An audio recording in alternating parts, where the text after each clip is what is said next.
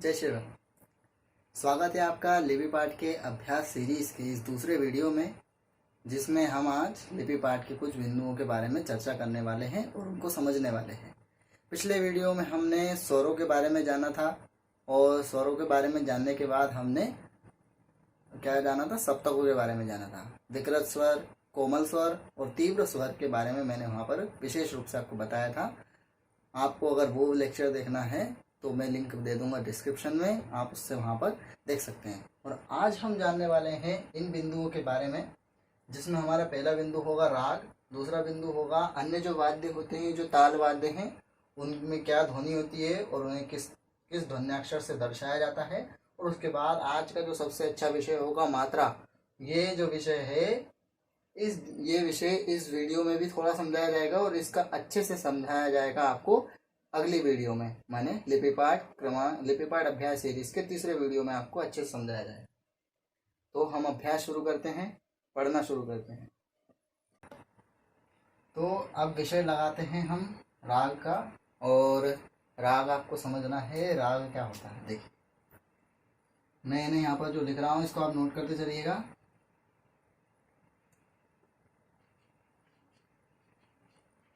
स्वरों के विशिष्ट संयोग।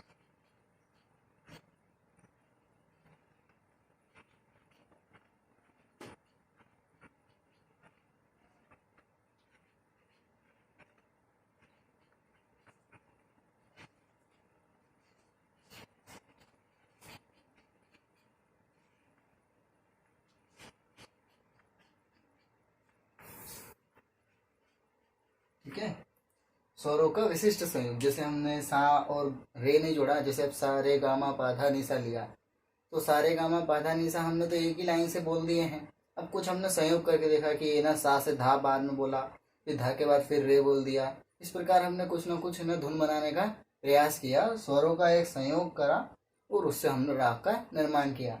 अब यहाँ पर स्वरों का संयोग भी उस प्रकार का होना चाहिए, स्वरों का संयोग भी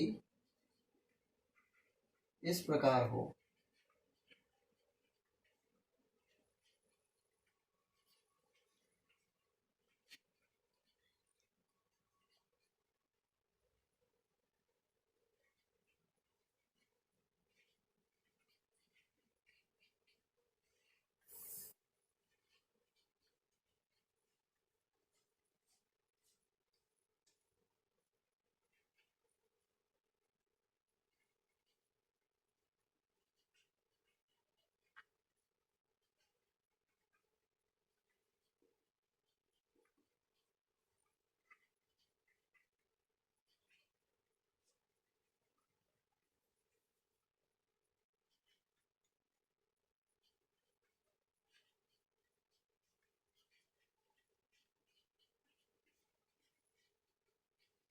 ठीक है, समझ में आ गया क्या है कि स्वरों के विशिष्ट संयोग से राग का निर्माण होता है।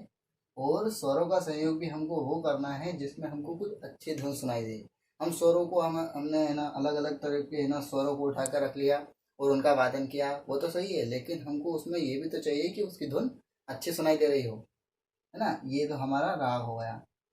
अब इसमें कुछ नियम होते हैं, यदि राग उन नियमों से बद्ध है, यदि संयोग जो हमने किया है वो उन नियमों को फॉलो करता है या उन नियमों से बद्ध है, तो ही राग का निर्माण होता है। उन नियमों को पढ़ते हैं।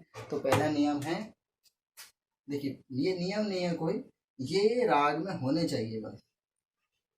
अवरोह,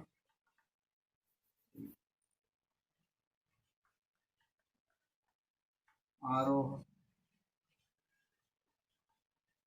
अवरोह, वादी,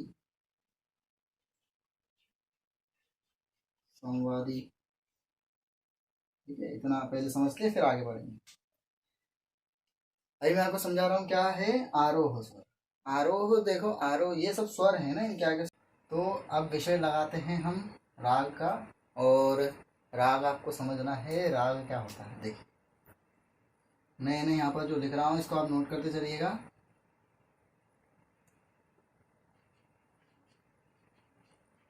स्वरों के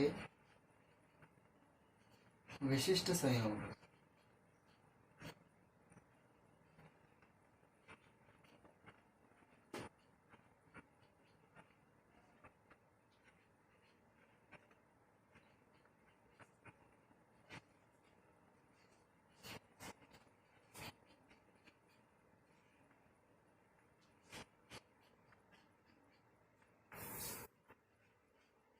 ठीक है, स्वरों का विशिष्ट संयोग। जैसे हमने सा और रे नहीं जोड़ा, जैसे अब सा रे गामा पाधा निसा लिया, तो सारे गामा पाधा निसा हमने तो एक ही लाइन से बोल दिए हैं।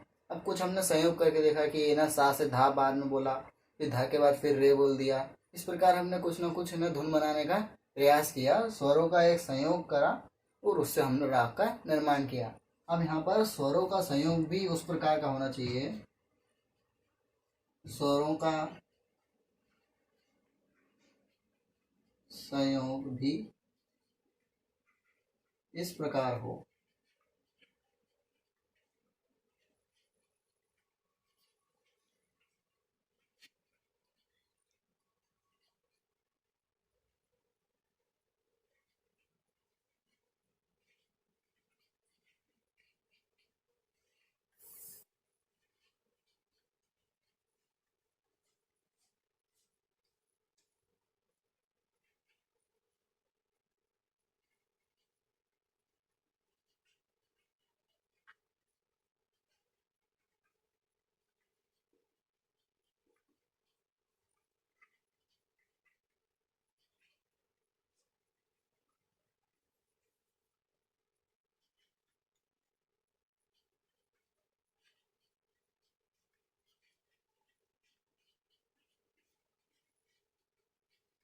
ठीक है, समझ में आ गया क्या है कि स्वरों के विशिष्ट संयोग से राग का निर्माण होता है, और स्वरों का संयोग भी हमको वो करना है जिसमें हमको कुछ अच्छी धुन सुनाई दे।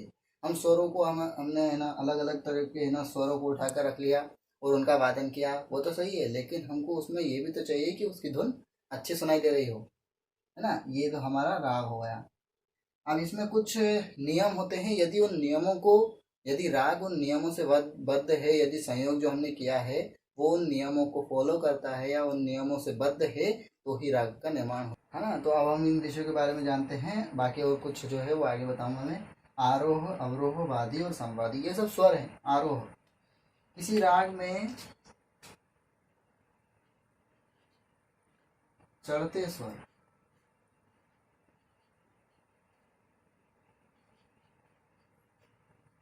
राग का आरोह कहलाता है, का आरोह।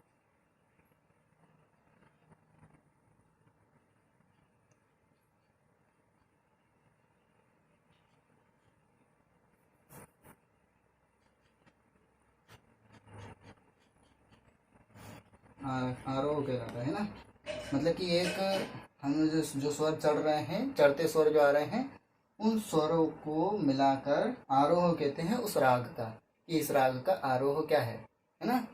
और माने कि जब उसके चढ़ते क्रम में जो जो स्वर आ रहे हैं उनको आरोह कहते हैं।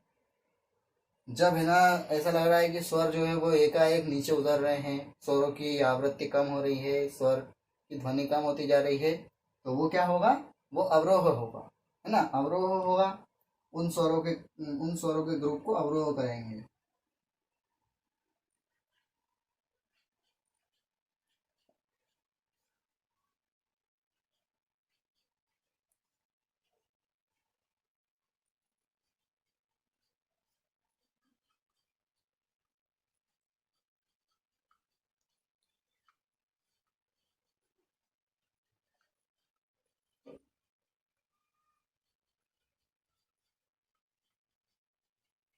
ठीक है, उतरते स्वर मतलब कि ऐसा लग रहा है स्वर एकाएक नीचे आ रहे हैं, मतलब उनकी आवाज ध्वनि कम हो रही है, इस प्रकार के स्वरों को राग की अवरोह श्रेणी के अंदर रखा है ना। इसे आरोह की श्रेणी के अंदर और इन्हें अवरोह की श्रेणी के अंदर।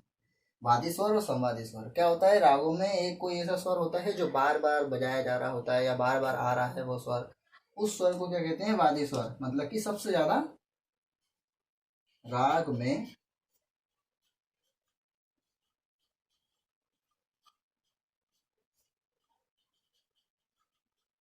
ज्यादा बार गाया या वादन किया हो।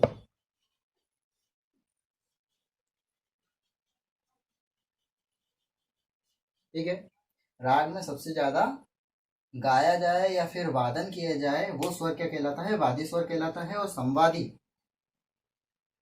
वादी स्वर से 2:3 या 3:4 में गाया या वादन किया गया हो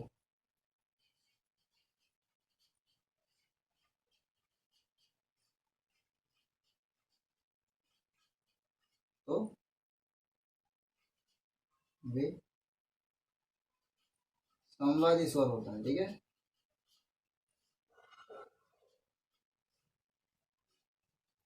ठीक है, इस प्रकार समझ में आया ना क्या कि जो स्वर वादी, अब वादी स्वर है, मान लो पूरी रचना में वादी स्वर 10 बार गाया गया।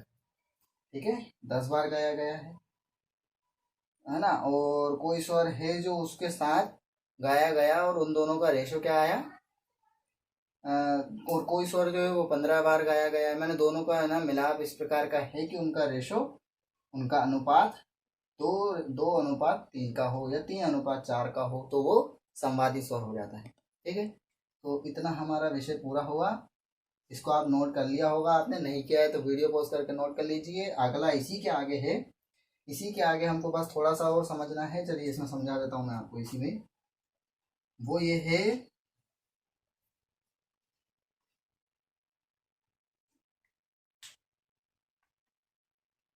यहाँ समझते हैं, वर्जित और अवर्जित।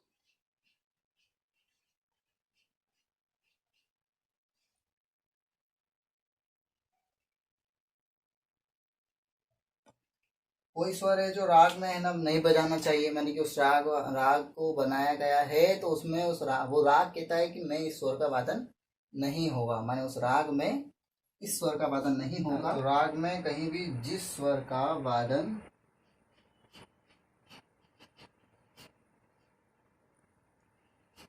नहीं किया हो या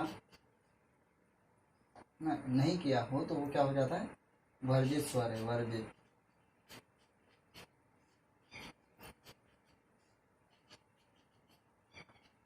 वर्जित स्वर एक भी हो सकता है, दो भी हो सकते हैं। किसी राग में 3 स्वरों को अगर कहा गया है कि भैया आपको इस राग में नहीं आना है तो वो 3 स्वर हो गए, है ना, वर्जित। अवर्जित स्वर ठीक इसी का उल्टा है कि जहाँ वर्जित स्वर है, मतलब कि वर्जित स्वर वो स्वर जो वादन में नहीं आएंगे और अवर्जित स्वर वे स्वर है जो वादन में आएंगे, है ना।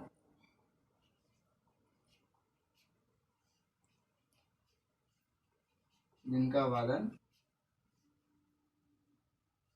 राग में होने की अनुमति हो।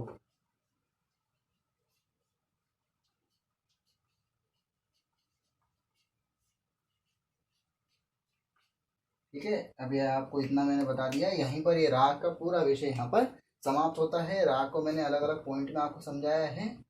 इन नियमों को फॉलो करते हुए, इन नियमों को फॉलो करते हुए मानी कि उसमें पता हो कि वो हमने कोई राग बनाया, उसमें पता है कि हमें इसका किसका आरोह क्या है, अवरोह क्या है, वादी क्या है, संवादी स्वर क्या है, वादी स्वर क्या है, वर्जित कौन से स्वर हैं, अवर्जित कौन से स्वर हैं, ये सारे नियम बताए गए हों और उसके संयोग में रंजकता आती हो, सुनने में सुंदर लगता हो, तो वो क्या हो जाएगा?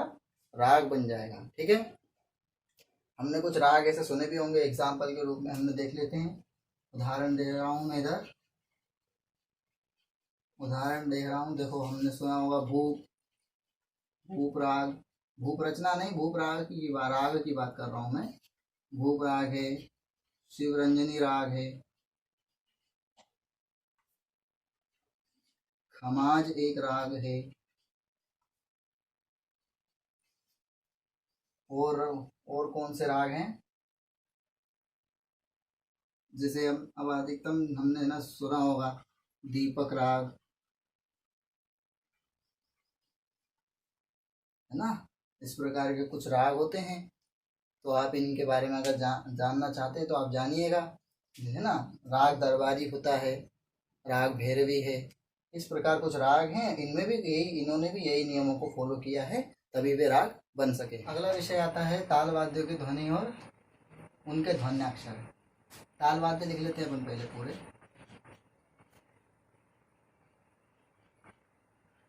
संग में जो ताल वाद्य प्रयुक्त होते हैं मैं उन्हीं ताल वाद्यों को लिखूंगा। ताल वाद्य में सबसे पहले है पणाव, और आपने इनके नाम सुने होंगे, इन्हें देखा होगा, अच्छी बात है ये तो। आनक,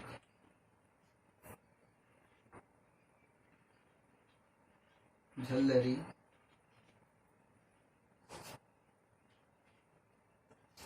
त्रिभुज,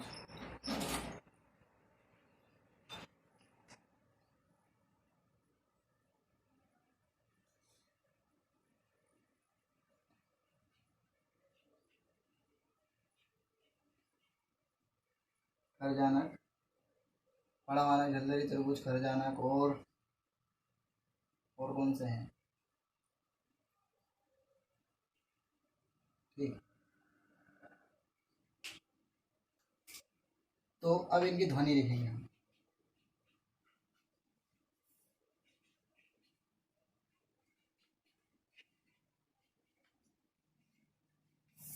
ध्वनि एवं ध्वन्याक्षर। देखिए पणव, पणव में जो ध्वनि आती है वो होती है ध्वंकार,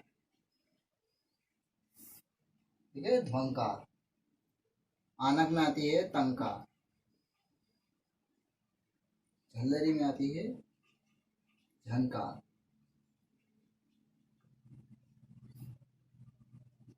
त्रिभुज में आती है टंकार, अधिकतम स्वयंसेवा। इस टंकार का उपयोग करते हैं जीवाघात की टंकार को, मन जीवाघात को बताने में इसका उपयोग करते हैं। जीवाघात की जगह वे क्या बोलते हैं? टंकार। टंकार देके बताइए, टंकार देकर बताइए, या ऐसे टंका दीजिए। नहीं, वो टंकार नहीं होता, वो जीवाघात होता है। टंकार का उपयोग तो त्रिभुज के ध्वनि में होता है, और खरजानक का होता है ध्वनि ढंकार। ठीक है, वाद्यों का मैं यहाँ पर परिचय नहीं करवाऊंगा, मैं केवल उनकी ध्वनि बता रहा हूँ, क्योंकि हमें उनकी वाद्य की ध्वनि वगैरह भी पता होने चाहिए, और ध्वन्याक्षर भी। इसका ध्वन्याक्षर है ध्वम, आनक में ता, झल्लरी में है झन, त्रिभुज में है तम, और खरजानक में है धन, है ना। ये है ध्वनि, और ये है इनके ध्वन्याक्षर। आनक वाद्य के बारे में कुछ जान लेते हैं। आनक का मूल जो ध्वनि है वो तो तंकार है, जिसको ता से दर्शाते हैं। ता उसका ध्वन्याक्षर है। इसमें कुछ अन्य अपेक्षित वादन भी होते हैं, जैसे इसमें होता है ता, त्र, था, थ्रा,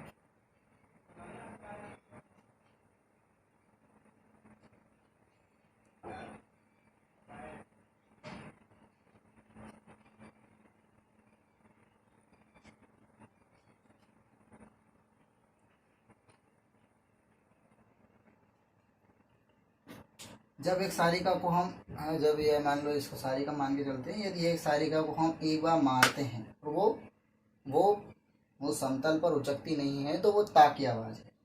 यदि वे समतल पर उचक जाती है और उस एक बार मारने पे उसके कई बार वादन आते हैं, तो जैसे ये उचका, तो ये क्या हो गया? ये हो गई अनुतंकार। इस है ना, इसको अनुतंकार कहते हैं, अनुतंकार। ठीक है। जब दोनों हाथों को एक साथ, दोनों हाथों की सारिका से एक साथ हम ता बजाने का प्रयास करते हैं, ठीक है, जैसे हमने ये दोनों, और इस प्रकार हमने दोनों से वादन करने का प्रयास किया, तो वो क्या हो जाता है? था हो जाता है। दोनों सारिकाओं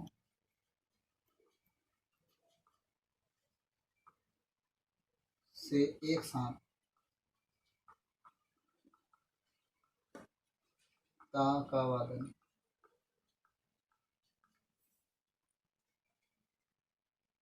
ये इतना सेम है त्रा का वादन। मतलब कि अभी हमने ता बजाया तो वो बना क्या, ता था। अभी हमने दोनों को एक साथ वादन किया और वो क्या बना, था। अब हम दोनों को एक साथ अगर उनका अनुतंकार करके देखें तो क्या होगा, वो था हो जाएगा। देखिए कैसे, इस प्रकार है ना, आप सारिका से वादन करके देख सकते हैं, ये था हो।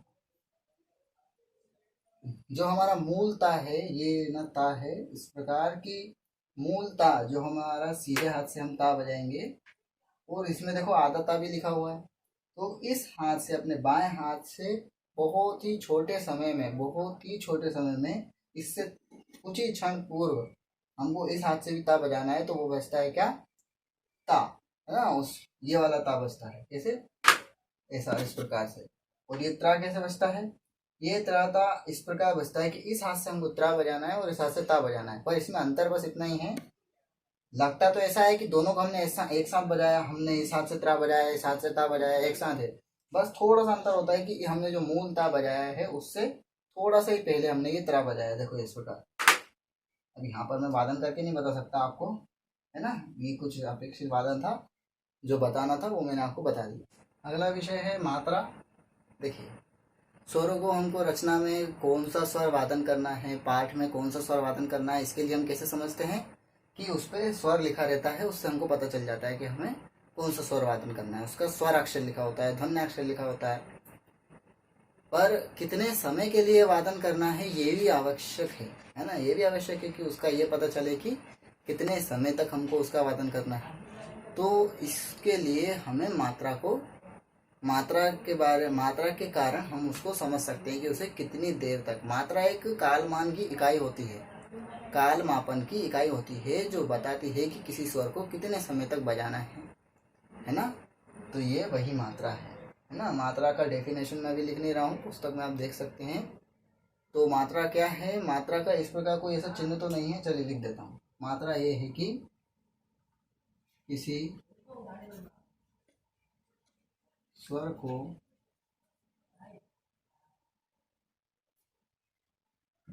किसी स्वर को कितने समय तक वादन करना है,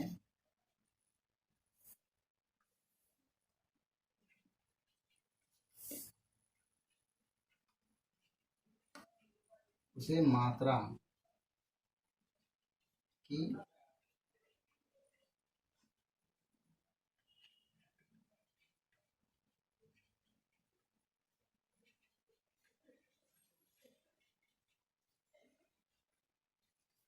ठीक है, मात्रा की सहायता से बताया जा सकता है कि कितने समय तक हमें उसका वादन करना है। मात्रा के इसका कोई चिन्ह नहीं होता।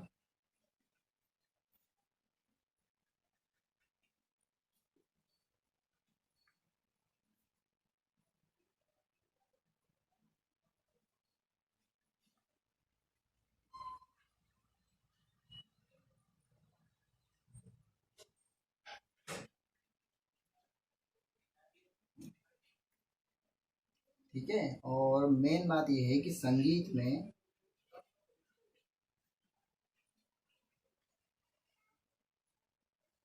काल मापन की इकाई को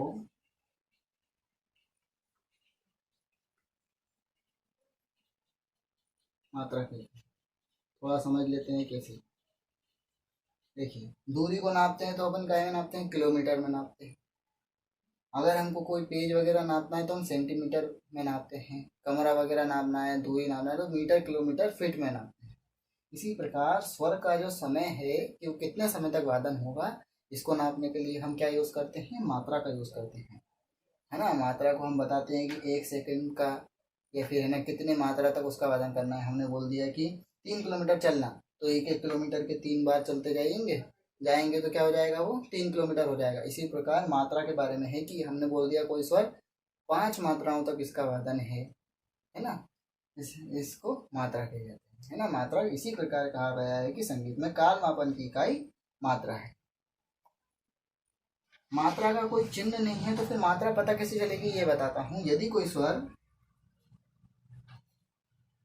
ये बात ध्यान भी रखिएगा आप, है ना, नोट में कर लीजिएगा।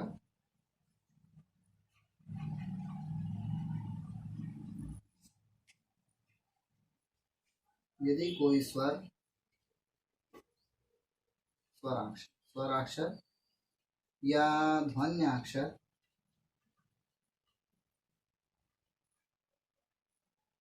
लिखा है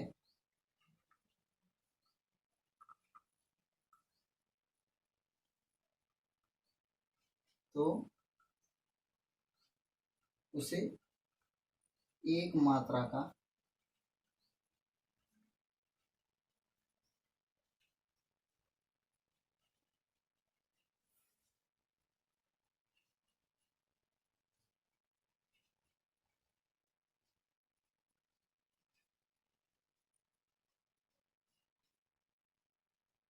स्वराक्षर या ध्वन्याक्षर कहेंगे। ठीक है, तो ये विषय है हमारा मात्रा। और ये मात्रा के विषय में आप ये लिख के रखिए, टू बी कंटिन्यू।